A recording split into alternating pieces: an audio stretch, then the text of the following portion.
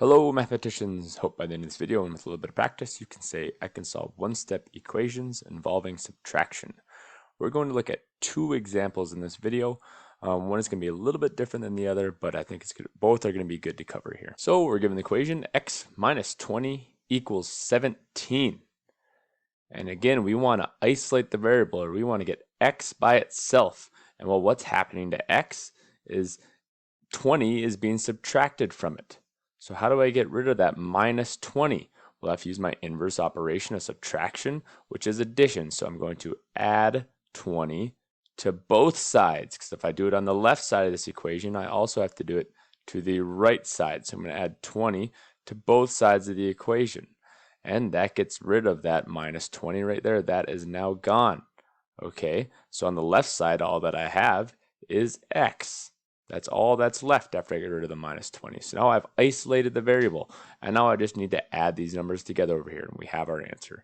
7 plus 0 is 7. 1 plus 2 is 3. So x is equal to 37. Okay, so let's check our answer here. Let's get in the habit of doing that, okay? So in order to do that, I'm going to input 37 in for x. So I'd go 37 minus 20. And set it equal to 17, just like in the equation. And 37 minus 20, if we want, we could do that off to the side if we don't know what that is off the top of our head. But we're going to see 37 minus 20 is indeed 17, so we get 17 equals 17, which is a true statement. And we see x equals 17 is a good answer. So our answer here is x is equal to 37. That is the answer to this equation. Let's look at one more example that is similar to this. So we're given 1 equals negative 6 plus n. And our variable is on the right side of the equation, and that doesn't matter. It doesn't matter which side it's on. Okay, so what is happening to n? Well, a negative 6 is being added to it. So I need to get rid of this negative 6. So how do I get rid, or what's the inverse of adding a negative 6? Well, it's going to be adding a positive 6. That gets rid of the negative 6. Negative 6 plus 6 is 0. So that's how we get rid of it. So if I add 6 to this side, I also have to add 6 to the left side. And 1 plus 6 equals 7.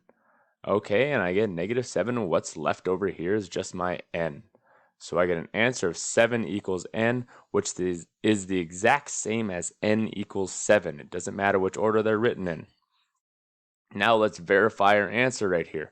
So we get 1 is equal to negative 6. And instead of writing n, I'm going to write 7, because 7 is equal to n. Negative 6 plus 7, and we get 1 is equal to negative 6 plus 1. Well, that is indeed equal to 1. So we have a good answer. 7 is equal to n, or n is equal to 7. They're the same thing, but that is our answer here. So that is it for a video. I hope after watching this and getting in a little bit of practice, you can say I can solve one-step equations involving subtraction.